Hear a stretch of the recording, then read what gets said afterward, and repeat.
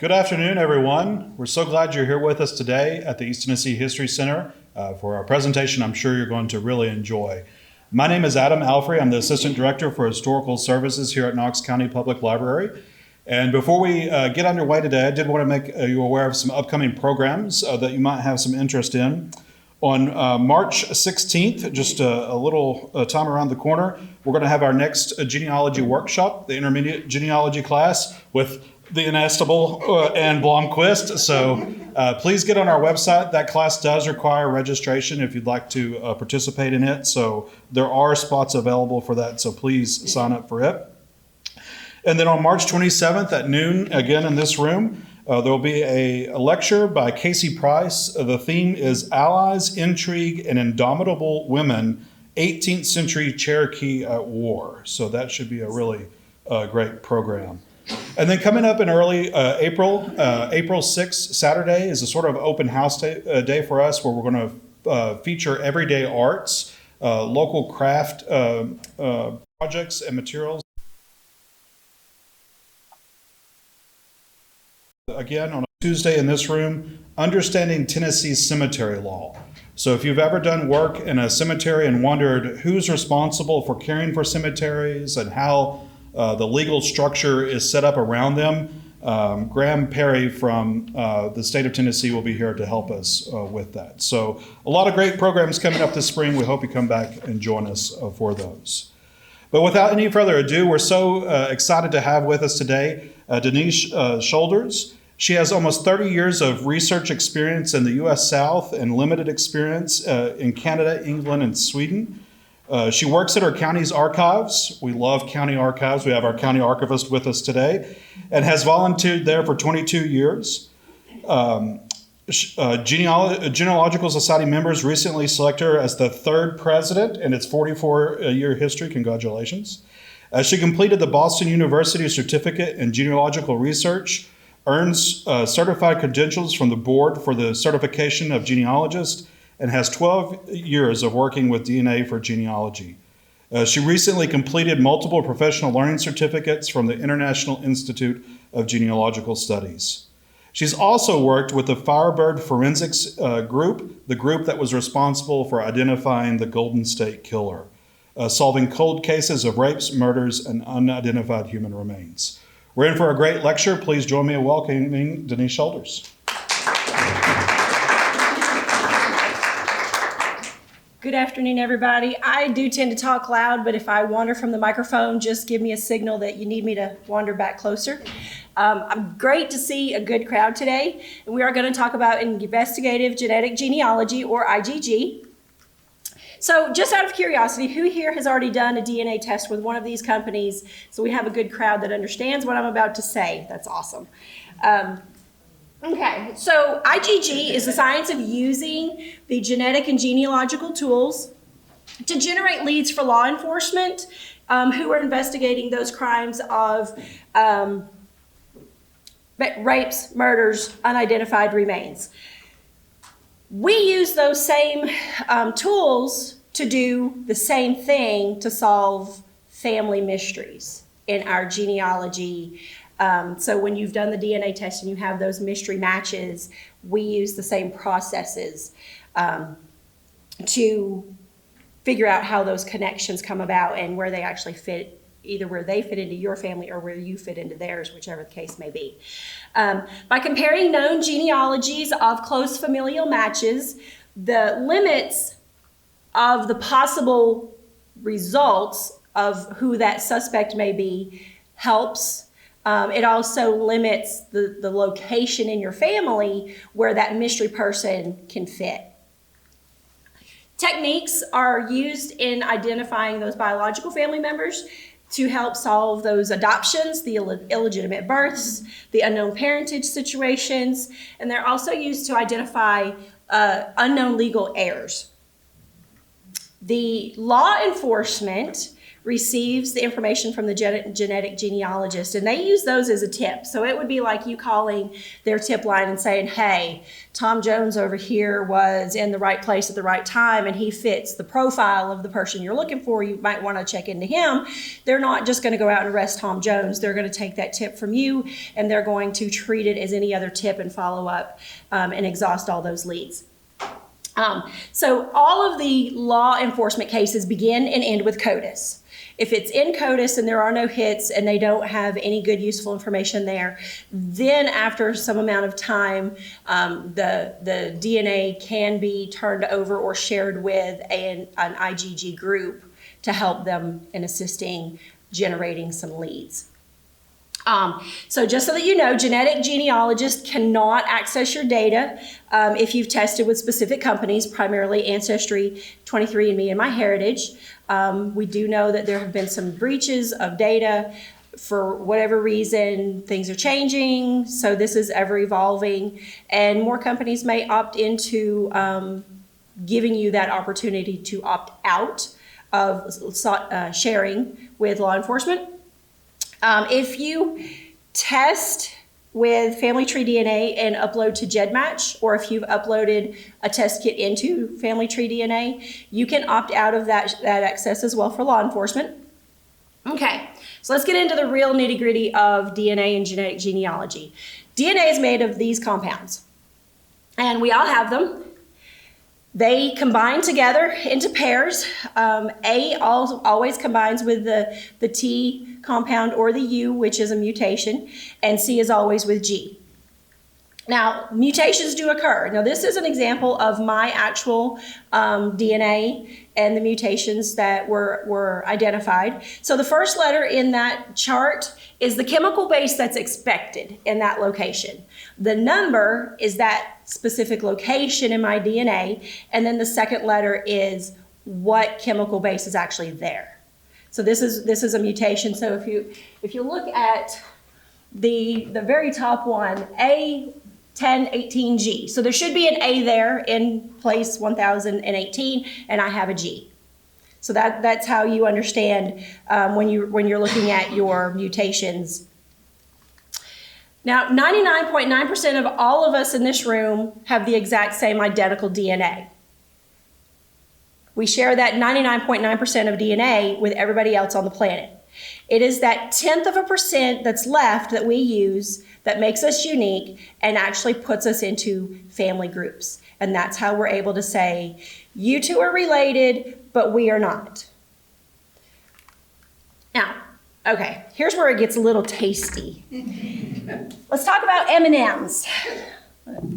Turn this just a little. All right, so what do all M&Ms have in common? Chocolate. And? A candy show. And? M. An M. So that's the 99.9% of DNA that we all share. What do they have different? Color? Inside. What the color and what's inside. That's the 0.1% of the DNA that's different that makes us unique. So let's get a little deeper with the DNA. Let's say that these peanut M&Ms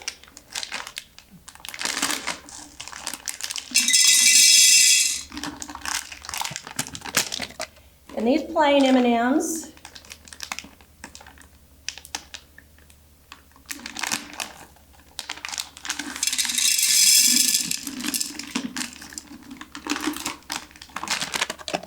what do we have here? We have crunchy cookie M&Ms.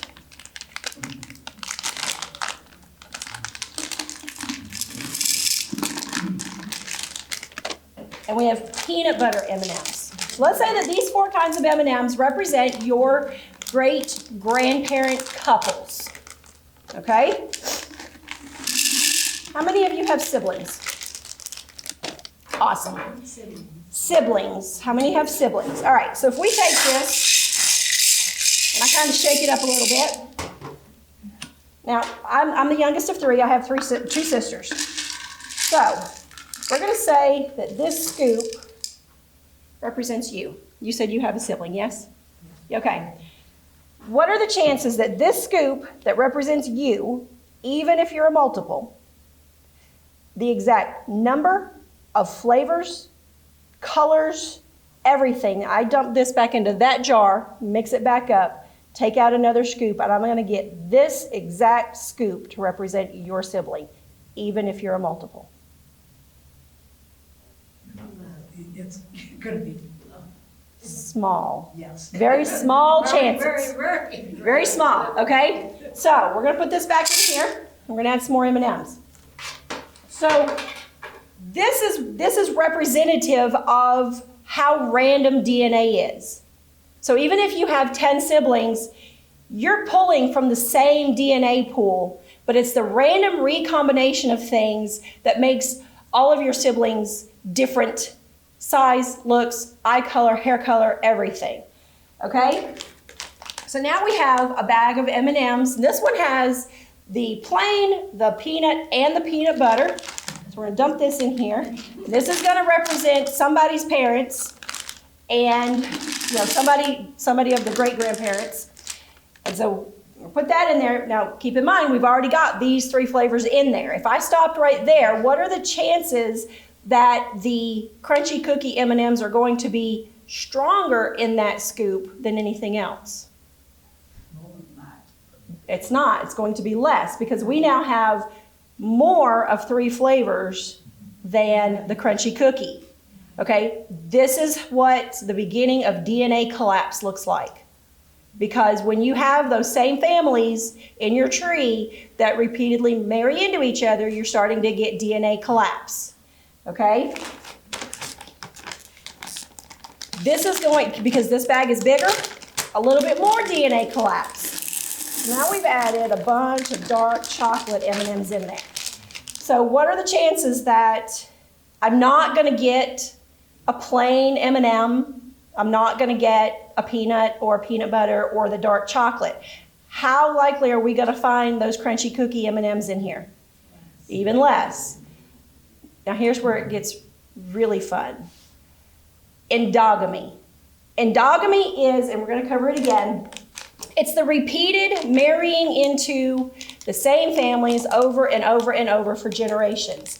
And so when you look at your DNA with endogamy, you get confetti, which is represented by these little bitty mini ones. Okay?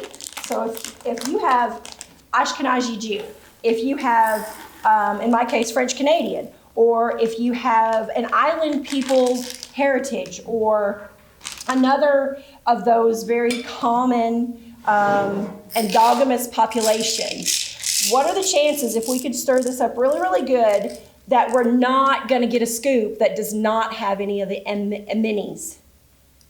We might still end up with some of the minis. So does that help with anybody that's confused with the difference between DNA collapse or pedigree collapse and endogamy? So I hope it does.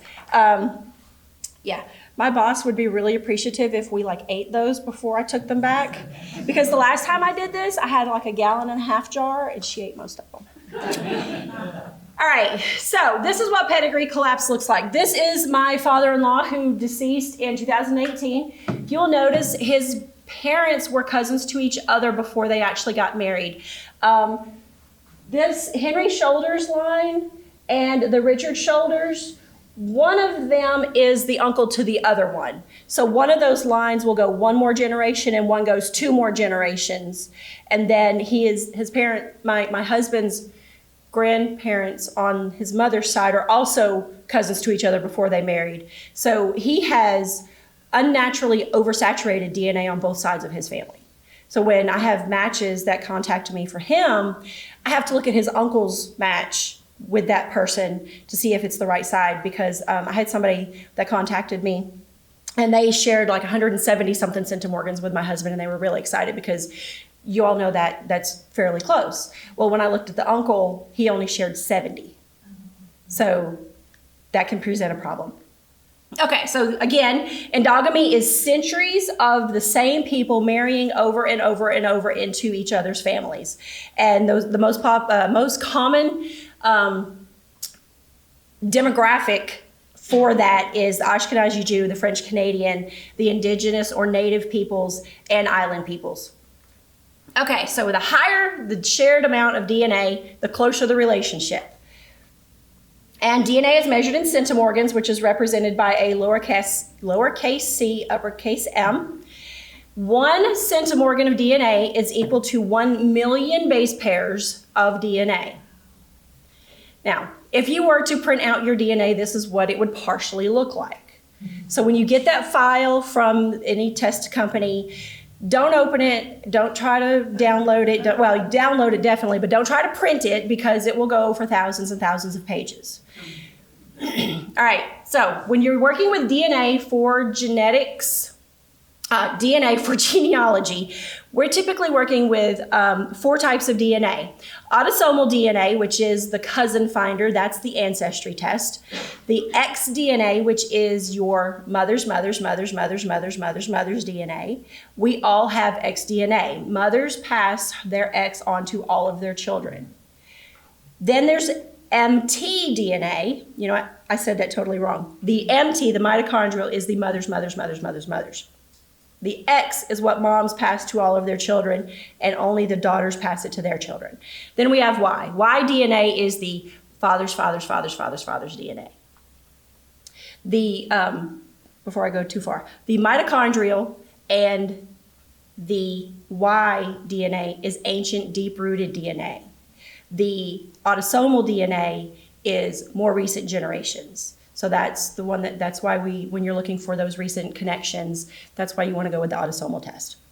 So DNA is either inherited by chance, and right now they're saying that that is anything that is less than 10 centimorgans, or it is inherited by descent, which is anything greater than 10 centimorgans.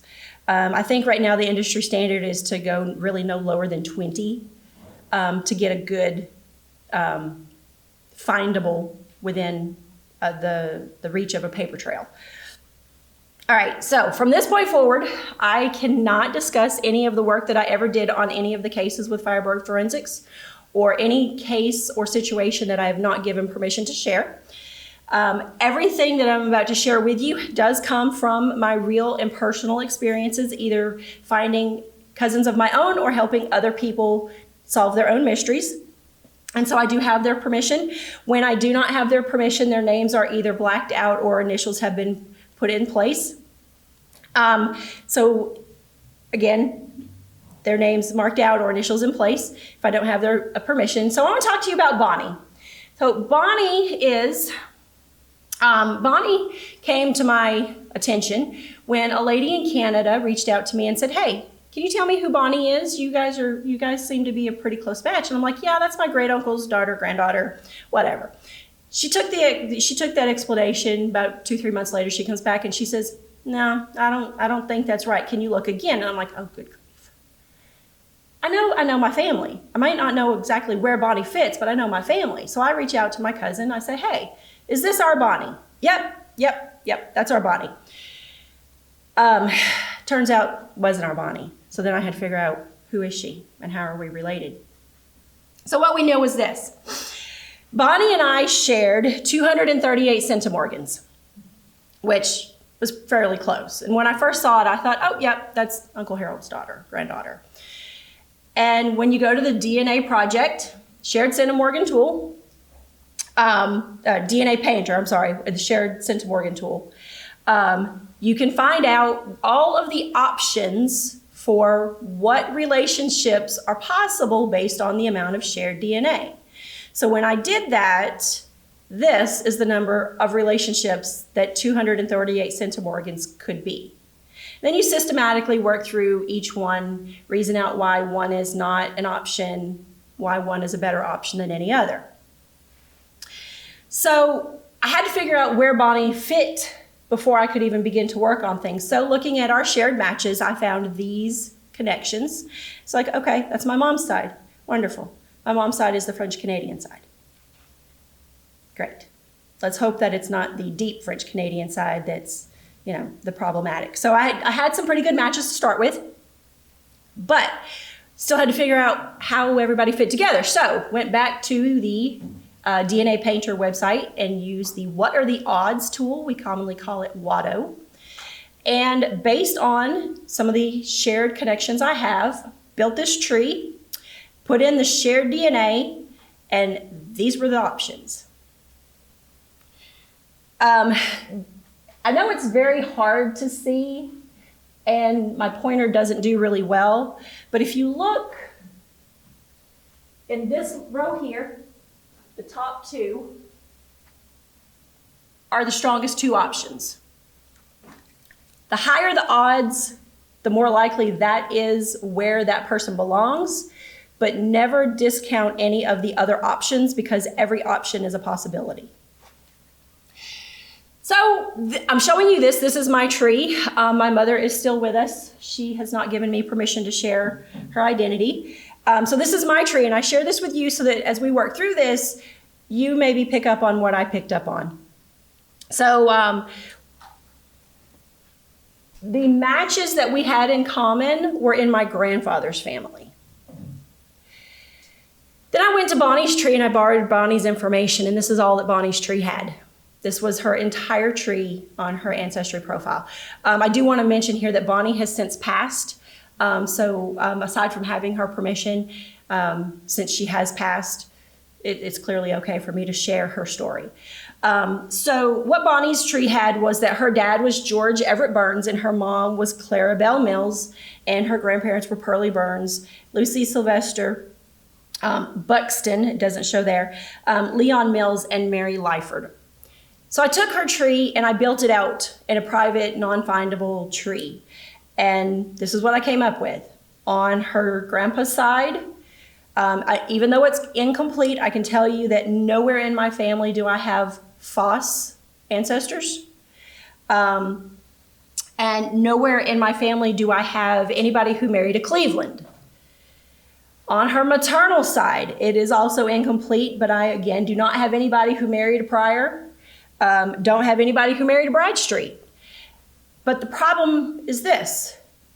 None of her paternal ancestors and none of her maternal ancestors are mine.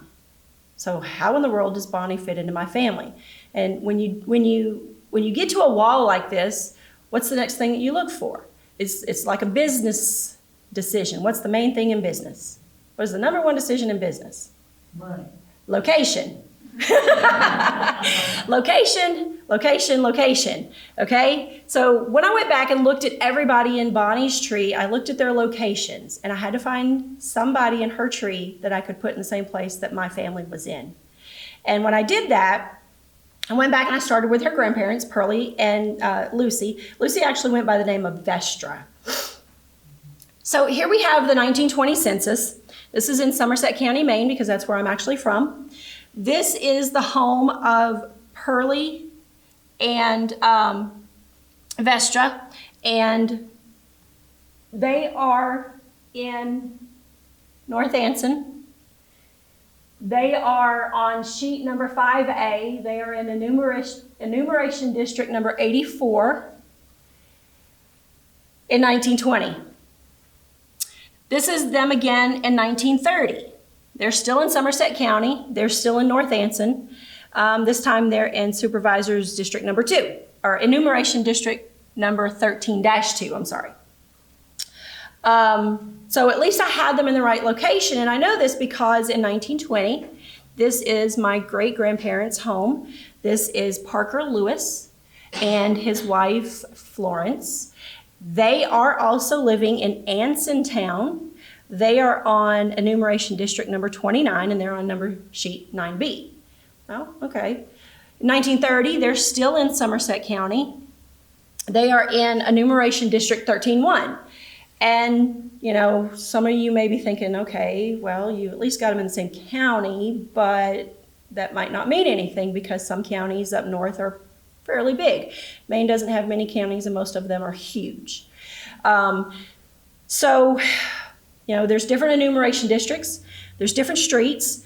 Some of the street names aren't even given. The homes were enumerated too far apart. All those options. But this is the current boundaries of Anson, which is sometimes also referred to as North Anson. And when I looked a little closer, Emden Pond Road is where the Burns family lived in 1920. In 1920, my Lewis family lived on School Street. In 1930, the Burns family lived on Elm Street, and my Lewis family lived on Union Street. So they literally lived right around the corner, at least for 10 years apart from each other. We do not know what the relationship was between the two families. We do not know if they were neighborly to each other. We don't know if it was a good experience, an amicable experience, or if it was otherwise. All that we know is that there was some family drama because I contacted Bonnie. Bonnie wasn't responding. And when I got to looking at our DNA matches, I found two other people that I just couldn't figure out who they were.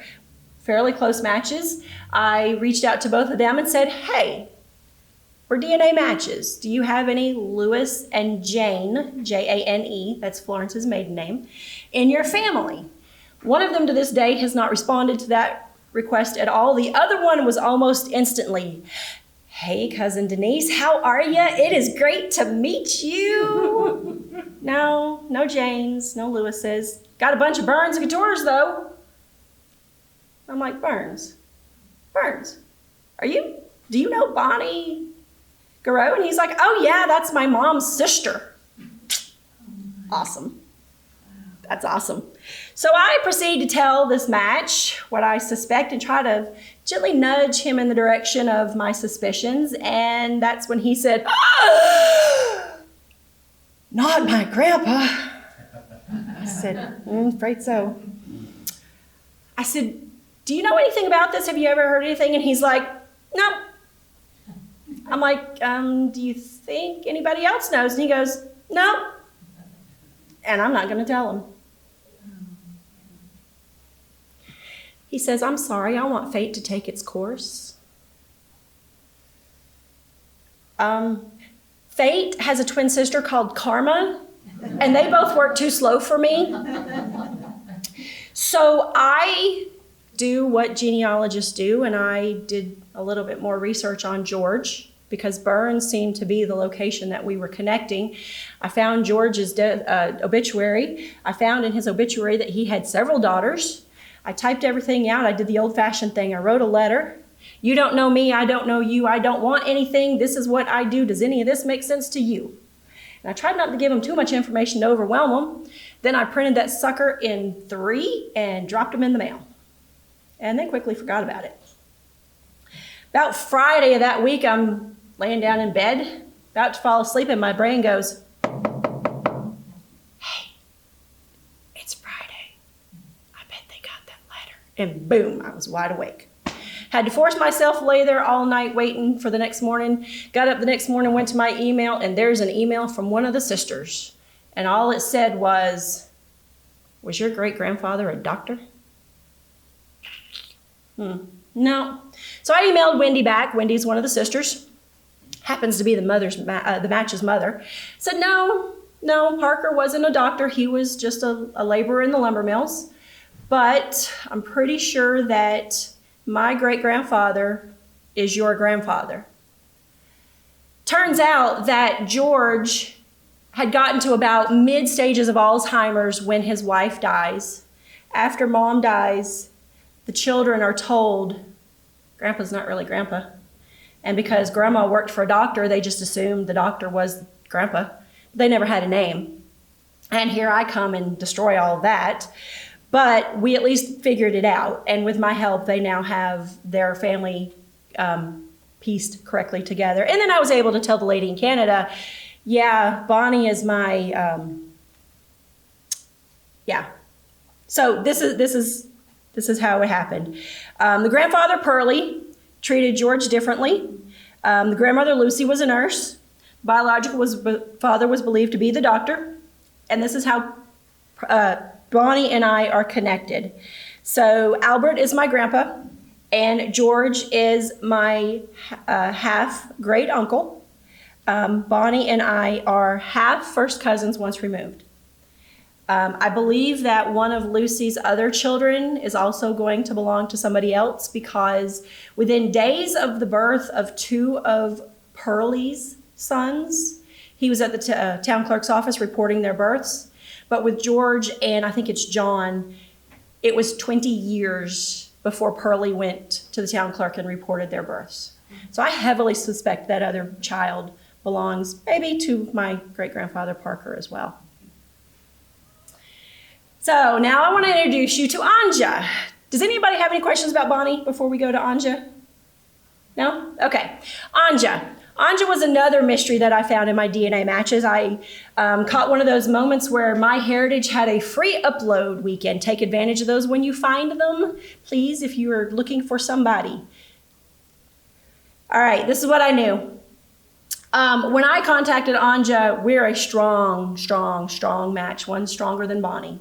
And it was something, I think it's stronger than Bonnie. And so I reached out to her. She said, no. She said, all I know is my mother's family is 100% German. But my dad's family is supposed to be, my grandma's German, but my grandpa's supposed to be American. Okay? So my response to her was, we need to get your answers. And I'm pretty sure I know where we're going to find them.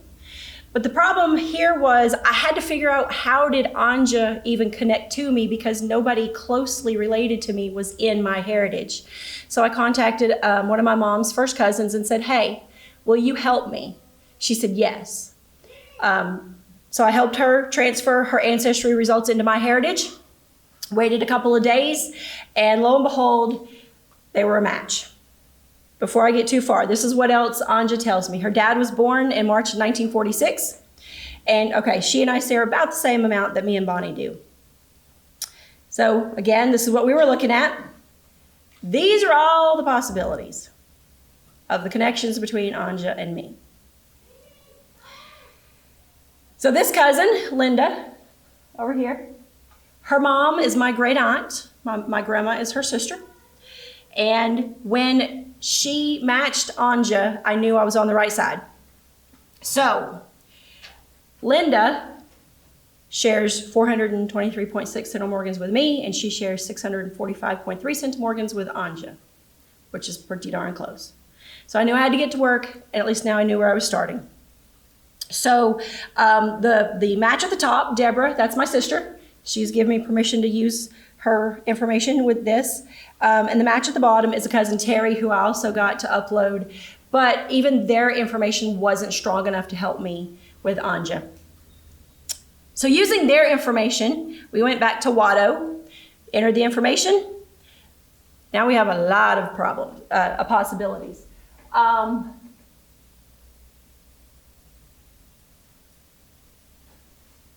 The fourth one down on this line is 5,871. And I think that was the strongest possibility. Yes. The next possibility is all over the place, and it's 2,217. So I set to work. So let me introduce you to my grandmother's family. Philip and Marie are my great-grandparents. I knew them as Grammy and Grandpa O. Grandpa O died in 1976 when I was 1. Grammy O died in 1984, just a couple of weeks, a week after I turned 9. These are their children: Aunt Muriel, Uncle Harold, Uncle Francis, Uncle Louis, Aunt Phyllis, Uncle Gordon, Aunt Teresa, my Grandma Lottie, Uncle Zeke, aka Uncle Philip, Uncle David, and Uncle Bob. Now, we know that we're looking for a man, so that rules out Aunt Pitt. She's also a half aunt. It also rules out Aunt Phyllis and Aunt Teresa and my grandma. From there, we're left with a bunch of boys. But I can tell you that it's not Uncle Louis, because Uncle Louis died as a 3-year-old. He's the only one in the family that didn't make it. It's not Uncle Zeke, it's not Uncle David, and it's not Uncle Bob, because they were born in the late 30s, early 40s. And Anja's dad was born in 1946. Wasn't even Uncle Gordon. Uncle Gordon was only 15 at the time of the war. So that left us with Uncle Francis and Uncle Harold. Well, everybody in the family will tell you Francis never had kids. It's like, okay. All right, Uncle Francis never had kids. Everything's starting to point to Uncle Harold. So let's find out. Is it Harold or is it Francis? Uncle Francis was born in 1924. Based on the information I could find, he enlisted multiple times, first in November of 45, second in 1949. He served until those 2 dates. Definitely enlisted early enough, but based on what I could find on him, I couldn't even put him in the right location at the right time. Uncle Harold, on the other hand, he was born in 1922. He enlisted in April of 44. He was involved in the D-Day invasion. In June, he was at the Battle of the Bulge, and he was hospitalized from March to April of 45. So he was definitely in the right place at the right time. Everything that I found on Great Uncle Harold pointed in his direction. I even have a picture. This is Uncle Harold, and it says, taken in Germany. Definitely puts him in the right place. And here is a newspaper clipping. I do not have a date on it. I'm pretty sure I know what paper it came from, but I don't even know that based on what I have. And it does put both of my great uncles in Germany. So, well, yeah, I've got them in the right place, but everything pointed to Uncle Harold. So I contact Linda and I say, hey, I think I've figured this out. I need you to put me in touch with Uncle Harold's kids. Uncle Harold had a son and a daughter. She pulls up Facebook, she gets us all involved in a chat, and I tell them, I suspect, based on information that's available at this time, that Uncle Harold may have had another child. Will one of you test to prove me right or wrong? The only thing the daughter ever did was respond to that news with a thumbs down. She stayed in the conversation, but she never said a thing. The son, on the other hand, was adamant. Absolutely no way, no how. Daddy would not have cheated on Mama. That conversation's going on over here. Over here, Linda and I are having our own conversation. I'm like, Linda, when did Uncle Harold marry Aunt Marion? And she's like, I don't know. So I go digging, because I have another screen open over here, and I pull up my tree. They never married till after the war. Like, okay. I don't know about you. I've never been in a war. Hope to never have to. Don't know what they have gone through. I'm pretty sure that if my great uncles were in war when they were, that they were probably wondering if they were even going to make it home. And I'm pretty sure that they probably were going to take advantage of any situation they could in what time they thought they might have had left in the middle of that war. But yet his son is adamant, no way, no how would Daddy have cheated on Mama. I'm like, well, sorry, but it looks like he might have. Take the test to prove me wrong. Daughter still didn't say a word. Son said, get me out of this conversation. Don't want to hear another word. So I dropped it. Actually, I said, I told Linda, I said, I'm giving them to the end of December to absorb the information that I'm telling the family. December 31st, I messaged Linda, said, hey, I'm getting really antsy, don't really want to wait till the 1st. She said, don't. So I go to Facebook. I have a Facebook group for this side of my family, and I tell them, based on the knowledge that we have and the information we have access to, it appears as though Uncle Harold may have had another child. This is her. I invited her into the group. The family welcomed her in with open arms, started sharing pictures and stories and everything. Come to find out, she's in Montgomery, Alabama. We were going to meet the summer after we figured out how she fits into the family. And then we're not going to talk about what happened to the world. Needless to say, we still haven't met with each other because she works in the school system and she's afraid that, we live 400 plus miles apart and I might bring her something that she's not exposed to right now in Montgomery, Alabama. So we're waiting for the world to come back to any kind of normal before we meet in the middle. So fast forward, Father's Day. Test kits are on sale. I go back to my cousins and I say, hey, if one of you will please take the test, prove me wrong, I will pay for it. That's all I said. Kathy is the daughter. She has given me permission to share as well. She said, fine, I'll take the test. I ordered that sucker faster than she could change her mind. I'm like, do you want me to have it shipped to you? Do you want me to have it shipped to me and forwarded to you? She said, send it to me. I said, okay. They wanted a phone number. I said, do you want me to give them your phone number? Or you want me to give them mine? She said, give them mine. I got that baby shipped before we could even read the next line from her brother that said, I don't want to hear another word about this. She gets the test, she takes it, she sends it back. She's given us updates. She gets her results, and this is her result. Catherine, aka Kathy, shares 477.5 centimorgans of DNA with me, and she shares 393.7 centimorgans of DNA with Anja. Now, if you've been keeping up, the relationship between Kathy and Anja that we were looking for was going to be a half-aunt-niece connection. And if you've looked at genetics for genealogy long enough, you know that under 400 centimorgans is not quite enough for a half-aunt-niece connection. So, I profusely apologized to Kathy and her brother and to Anja for getting it wrong, because it turns out that Uncle Harold had a child or Uncle Francis had a child after all. Even to this day, the family members that haven't heard about Anja yet will tell you, oh no, you're wrong. Uncle Francis never had kids. Yeah, he did. He had a son named Peter that he didn't know about, probably. So this is how we're connected. Kathy is Uncle Harold's. Peter is the unknown child that Uncle Francis had, and that makes Anja and I second cousins.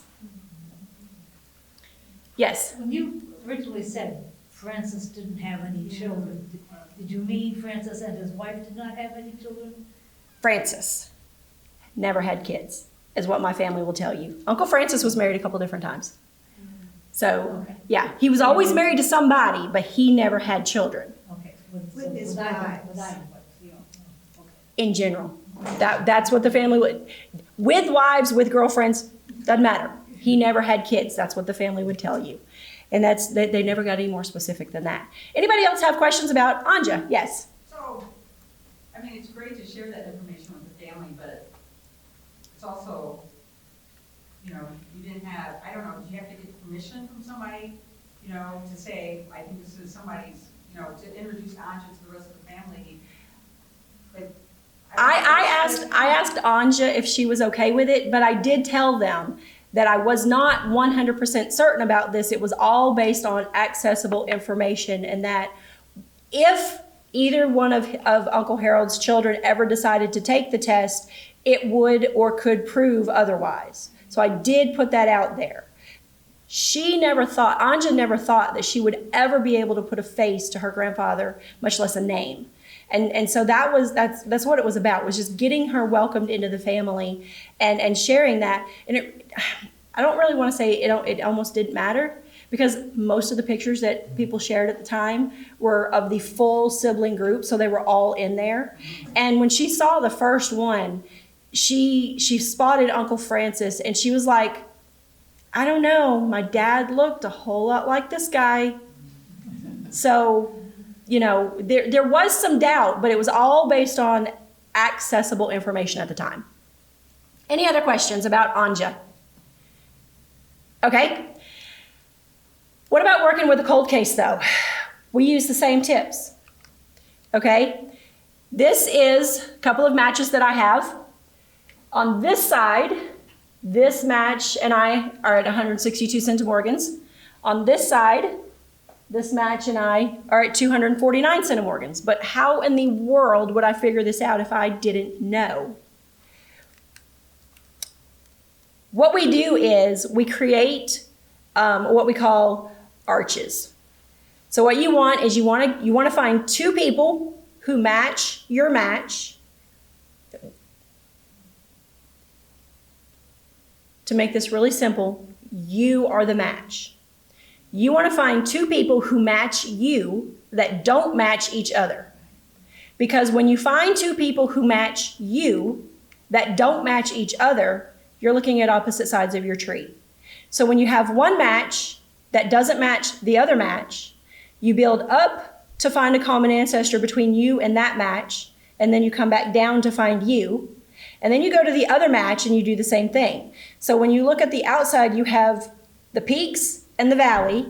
So you've got the match, the ancestors, and you. In some cases, it's the suspect. In some cases, it's the victim. In some cases, it's whatever. It's somebody you're helping. Okay? This is fictitious, but based on part of a case that I worked. This is how complicated it can be. We had 3 MRCAs, most recent common ancestors, and the families married into each other. Try to separate that one to find your victim or your suspect. All right, so we're going to go back to Bonnie for a minute. Genetic networks, that's how we solve these things. When you look at your matches, you want to group everybody into genetic networks. So when I did that, if I had no close matches between Bonnie and myself to work with, when I look at other people, we have matches that range from 40 to 67 centimorgans. These are all those people. Okay? But I don't know who any of these people are. When I kept looking, this was down at the end of the list. Well, Katrina here, she's given me permission because I was able to figure out who she was and how she connected. And she's a known second cousin.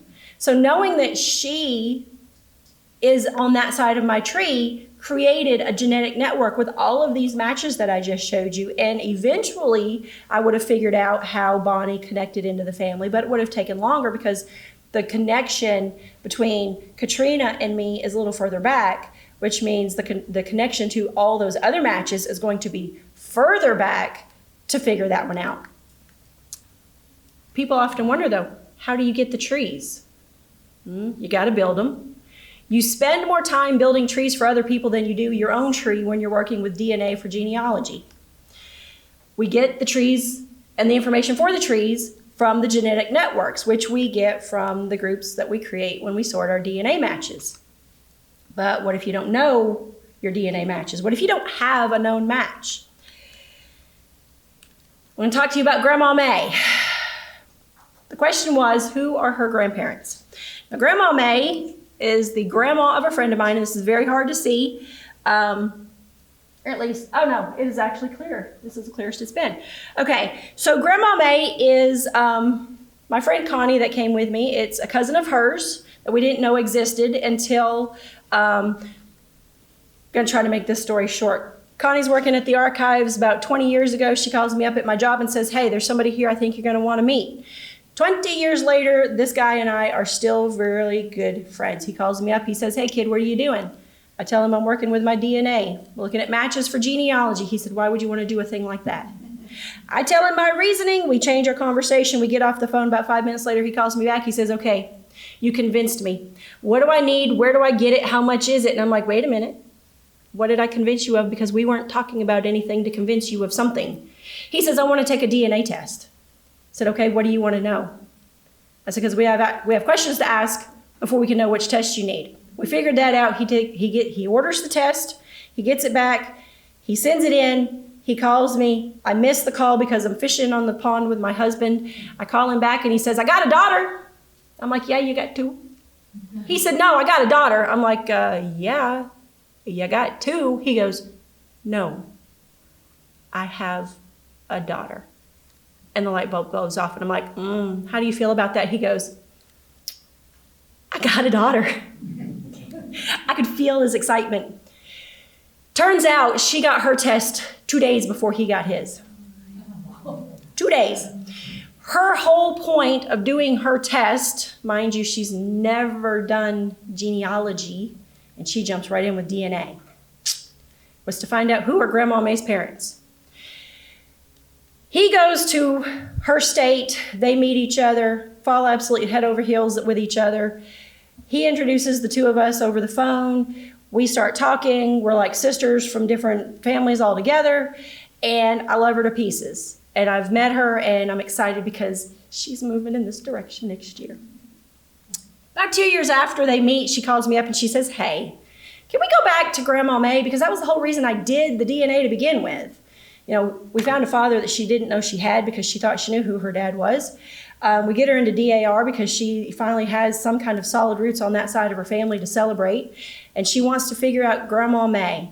Grandma May was adopted. A couple months, we kind of flounder with me trying to teach her how to do genealogy and work with DNA at the same time. She has teens at home, and I finally tell her, I'm like, hey, you're awfully busy. Can I do this for you? Will you be okay with that? And she says, yeah, So it takes me about 2 or 3 months, and I call her up, and I'm like, have you ever heard these names? And she says, no. I said, they're Grandma May's parents. She said, how'd you do that? This is how I did that. The people at the bottom of this chart are her matches. One of them over here on your left, the KSY, is only related through the first wife of the ancestor's family. The other matches are through the ancestor's second wife. Then we have people that don't match these people at all, so that's the other side of the family.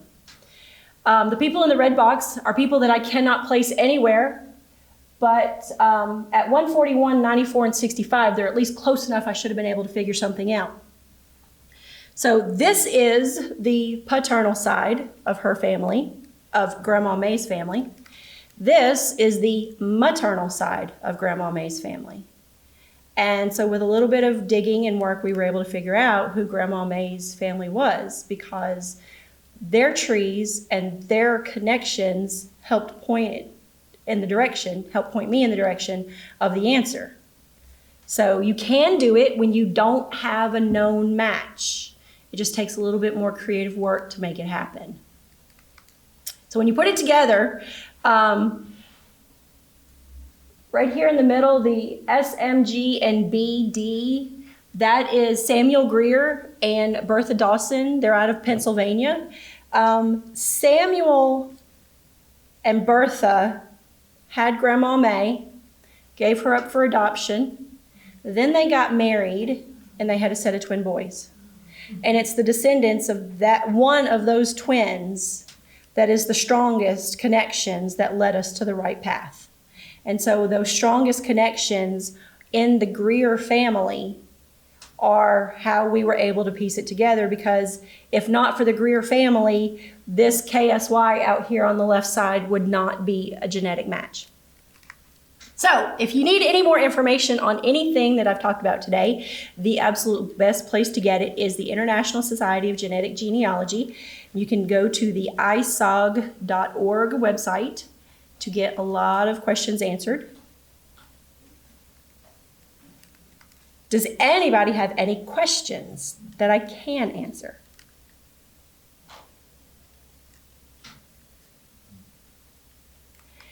That is it for today. Thank you for coming.